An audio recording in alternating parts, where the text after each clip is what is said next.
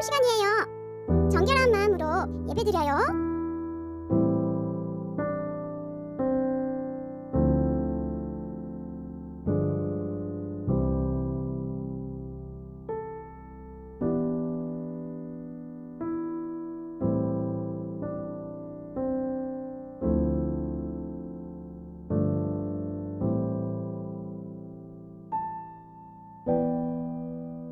가족 중에 대표가 기도해주세요.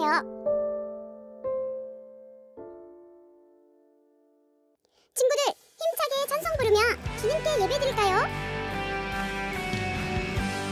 주님은 참으로 살아계신 하나님이십니다. 부활하신 주님 그날을 찬양합니다.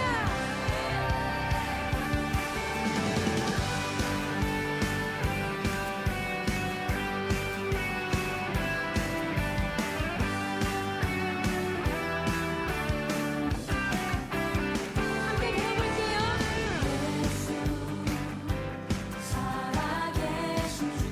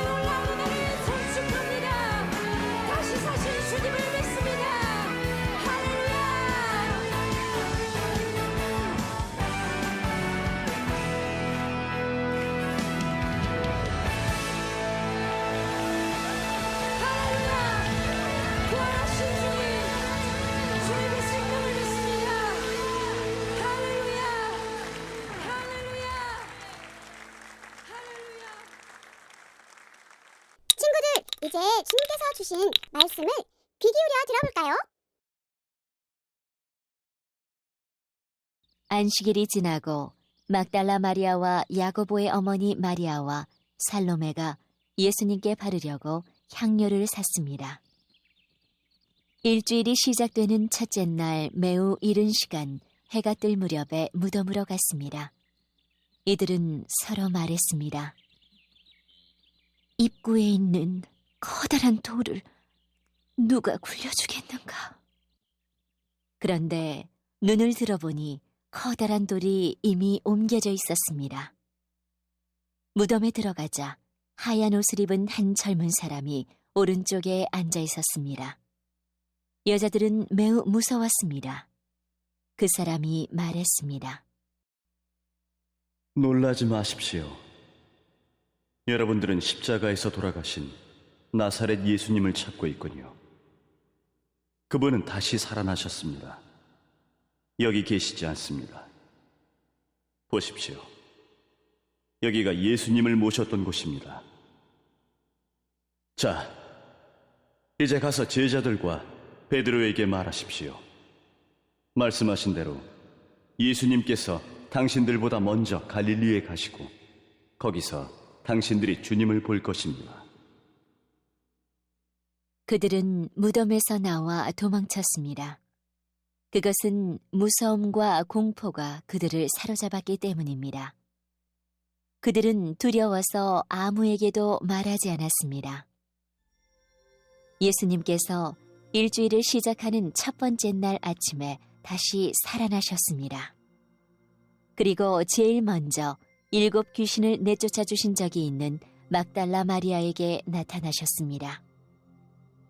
마리아는 가서 예수님과 함께 지내던 제자들에게 이 사실을 알렸습니다. 그들은 슬퍼하며 울고 있었습니다.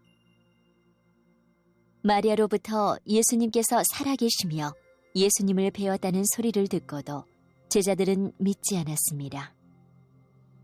그 후 예수님께서는 다른 모습으로 2 제자에게 나타나셨습니다. 이들은 시골로 내려가는 길이었습니다. 2 제자는 다른 제자들에게 돌아가서 말했습니다. 이번에도 다른 제자들은 그들의 말을 믿지 않았습니다. 나중에 예수님께서 식사를 하고 있는 11명의 제자들에게 나타나셨습니다. 그리고 제자들의 믿음이 적음과 마음이 굳은 것을 꾸짖으셨습니다. 그것은 제자들이 예수님께서 다시 살아나신 후에 예수님을 만난 사람들의 말을 믿지 않았기 때문입니다. 예수님께서 제자들에게 말씀하셨습니다. 온 세상으로 가거라. 온 세상에 복음을 전하여라. 믿고 세례를 받는 사람은 구원을 받을 것이다. 그러나 믿지 않는 사람은 심판을 받을 것이다. 믿는 사람들에게는 이러한 증거가 따라올 것이다. 내 이름으로 귀신을 내쫓고 배우지 않은 새로운 말을 하고 손으로 뱀을 집어들고 독을 마셔도 아무런 해를 받지 않을 것이며 환자에게 손을 얹으면 나을 것이다. 주 예수님께서 제자들에게 이 말씀을 마치시고 하늘로 들려가셨습니다. 그리고 하나님의 오른쪽에 앉으셨습니다. 제자들은 곳곳에 다니면서 복음을 전하였습니다. 주님께서 제자들과 함께 일하셨고 증거를 보여주심으로 그들이 전하는 말씀이 사실임을 증명해 주셨습니다. 이제 설교 말씀을 들을 시간이에요. 장난치거나 딴짓하지 않고 바르게 말씀을 들어요. 누가 잘 듣는지 시합할까요? 샬롬. 아자함 예배로 모인 모든 가정마다 하나님의 은혜가 풍성하기를 바랍니다. 오늘은 부활절 예배로 드린 뜻깊은 날입니다. 긴 사순절 기간을 끝내고 예수님이 부활하신 것을 축하하는 날이었습니다. 안식 후 첫날 어떤 여인들이 무덤에 계실 예수님에게 향유를 바르고자 새벽 공기를 가르며 쫓아오고 있었습니다. 로마 군인들이 지키고 있을 예수님의 무덤에 어떻게 하면 들어갈 수 있을까? 어떻게 하면 그 돌무덤의 그 문을 열 수 있을까? 여인들의 고민은 이만저만이 아니었습니다. 그런데 드디어 예수님의 무덤에 도착했을 때 그들은 깜짝 놀랐습니다. 아니, 돌무덤의 문이 저만치 굴러져 있는 거예요. 도대체 무슨 일이 있었을까? 여인들은 무슨 일이 심상치 않게 있었다는 것을 느끼게 되었습니다. 또 로마 군인들도 없는 거예요. 아, 이거 큰일이다 하고 그 무덤으로 싹 들어갔습니다. 그런데 여러분, 거기에는 흰옷 입은 젊은 청년이 앉아 있었습니다. 그리고 그 청년이 이렇게 얘기하는 것이었어요. 놀라지 마십시오. 여러분은 십자가에서 돌아가신 예수님을 찾고 있지요? 그분은 다시 살아나셨습니다. 라고 얘기하는 것이었습니다. 그리고 이 여인들에게 제자들과 베드로에게 가서 일전에 예수님께서 말씀하셨던 저 갈릴리에서 기다리고 있을 테니 어서 가봐라 라고 전하라고 얘기하는 것이었습니다. 여러분, 놀라운 일이 벌어진 거예요. 죽었던 사람이 살아난 것입니다. 하나님이 이 세상을 만드시고 또 인간을 만드신 후에 지금껏 한 번도 죽었던 사람이 다시 살아난 적은 단 한 번도 없었습니다. 그러나 예수님이 죽어주신 이후에, 죽음 이후에 부활하신 첫 증거가 된 것이죠. 우리 친구들 체면한 곳에 놀러 갔어요. 야, 그러면 나 이런 곳에 놀러 갔는데 너무 재밌었어 라고 얘기하죠. 또 맛있는 거 막 먹었어요. 디저트 너무 맛있어요. 그거 먹고 나면 야, 나 이런 거 맛있는 거 먹었다 라고 자랑하게 됩니다. 마찬가지로 우리에게 큰 경험을 하게 되면 너도 나도 자랑할 수밖에 없게 됩니다. 그런데 우리 인생 가운데 가장 획기적이고 가장 놀라운 일들이 무엇일까요? 바로 죽음에서 살아나신 예수 그리스도입니다. 아, 예수님이 살아나셨다는 거, 예수님을 믿으면 구원 얻는다는 그 놀라운 소식을 우리는 알게 된 것입니다. 그래서 예수님께서 우리를 부활의 증인으로 삼아주신 것입니다. 예수님의 부활의 첫 번째 목격자이고 예수님을 만난 첫 인물이 막달라 마리아였습니다.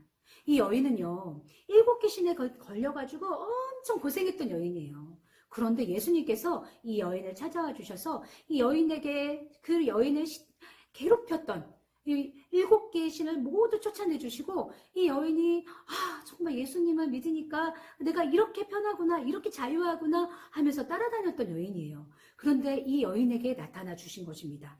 그리고 부활하신 예수님께서 이 마리아에게 나타나셔서 예수님이 정확하게 죽음에서 부활하셨다는 것을 나타내 주신 것입니다. 생명의 은인이자 죽음의 권세를 벗어나 다시 사신 예수님이 그 눈앞에 나타났을 때 막달라 마리아의 마음은 어땠을까요? 너무나 감격스러운 일이었을 것입니다. 자기가 보고 경험한 이 놀라운 소식을 전하지 않을 수 없는 일이었겠죠. 이 여인은 부활하신 예수님을 증거하기에 불이 나게 달려가기 시작합니다. 제자들에게 달려간 것이죠. 또한 시골로 내려가던 두 제자가 있었습니다. 그런데 두 제자 옆에 예수님께서 나타나신 거예요. 성경에서는 그렇게 뭐라고 나타났냐면 다른 모습으로 나타났다라고 얘기를 하고 있습니다. 제자들은 처음에는 예수님을 제대로 인지하지 못했어요. 그런데 우리가 만난 분이 예수님이었구나 하고 그들이 깨닫게 된 것이죠. 겟세마네 동산에서 예수님이 하나님께 기도드릴 때 제자들에게 깨어있으라 라고 말씀하십니다. 그리고 그곳에 함께 있던 제자들은 하나같이 깨어있지 못하고 모두 잠이 들어버렸습니다. 예수님이 3번이나 다시 찾아가서 제자들에게 깨어있으라 라고 당부합니다. 그들은 잠에 취해서 예수님이 당부하시고 일어난 일에 대한 것들을 온전히 이해하지 못했습니다. 그리고 예수님이 로마 군병들에게 끌려가고 고초당할 때에도 어느 누구 하나 예수님을 변호하거나 또 예수님을 두둔한 제자가 없었습니다. 3년 동안이나 함께 먹고 함께 다녔던 제자들이지만 예수님이 말씀하시는 것을 하늘에 기반을 둔 하나님 나라의 참 자유라는 것을 깨닫지 못한 채 자신들이 원하고 바라는 방식으로만 예수님의 말씀을 이해하고 있었던 것입니다. 그런 제자들 앞에 예수님이 죽음을 벗어나 살아있는 육신을 가지고 다시 사셨음을 나타내 주신 것입니다. 머릿속에 뜬구름처럼 잡히지 않았던 하나님의 역사가 우리 손에 직접 잡히게 된 순간입니다. 여러분, 사진 속에 나타나 있는 것들을 보면 맛있고 또 멋있고 좋은 관광지입니다. 그러나 이것을 실제로 경험하지 못하면 우리는 좋은 것이구나 라고만 끝납니다. 그러나 이것을 경험한다면 우리의 인생 가운데 우리의 내리에 각인될 것입니다. 그냥 들어서 아는 것과 실제로 체험하는 것은 차이가 있기 때문입니다. 지금까지 예수님을 쫓아다니며 함께하고 말씀을 들었던 제자들입니다. 놀라운 기적과 되어지는 일들을 직접 보고 경험했던 것이 예수님의 제자들이었습니다. 그럼에도 예수님께서 참 하나님 나라의 도래를 얘기할 때 그들은 온전하게 이해하지 못했습니다. 그랬던 그들에게 나타나신 예수님. 얼마나 놀랍고 그리고 머릿속에 대혼돈이 일어났겠습니까? 그만큼 예수님의 놀라운 일들을 일으키신 것입니다. 예수님이 삶과 죽음까지도 관장하시는 참 하나님이심이 드러난 것이었습니다. 그런 예수님이 명령하십니다. 마가복음 16장 15절 16절 말씀입니다. 예수님께서 제자들에게 말씀하셨습니다. 온 세상으로 가거라. 온 세상에 복음을 전하여라. 믿고 세례를 받는 사람은 구원을 받을 것이다. 그러나 믿지 않는 사람은 심판을 받을 것이다. 너무나도 명확하게 우리에게 할 일을 전한 것입니다. 왜 예수님은 베드로도 또 12 제자도 아닌 막달라 마리아에게 먼저 보이셨을까요? 여자는 그 당시에는 사람의 명수로도 취급되지 않은 사람들이었습니다. 또한 법정에 서면 아무 증거의 효력이 있는 사람들이 아니었습니다. 그런 사람에게 왜 예수님은 나타나신 것일까요?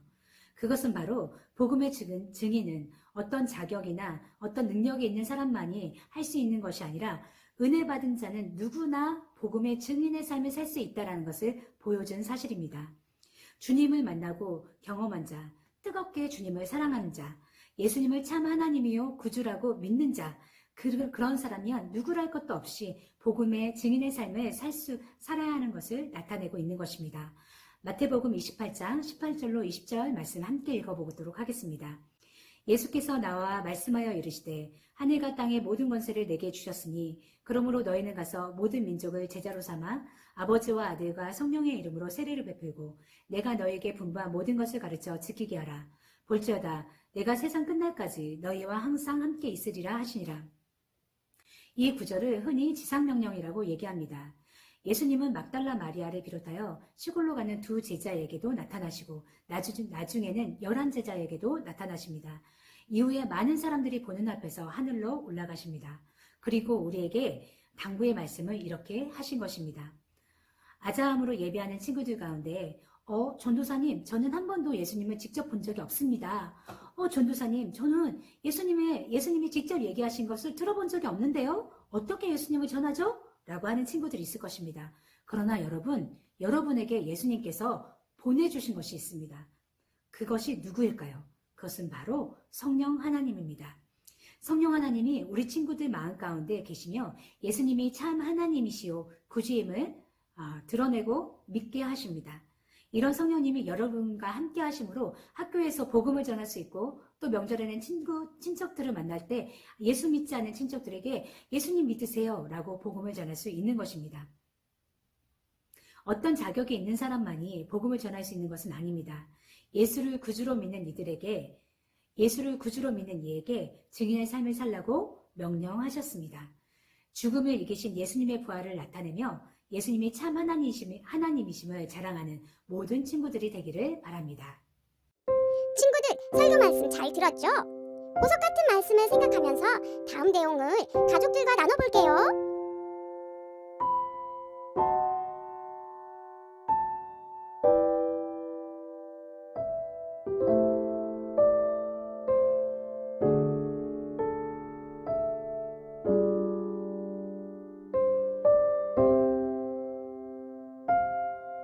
이제 주님께서 가르쳐주신 기도로 예배를 마칠 거예요. 정결한 마음으로 또박또박 기도해요.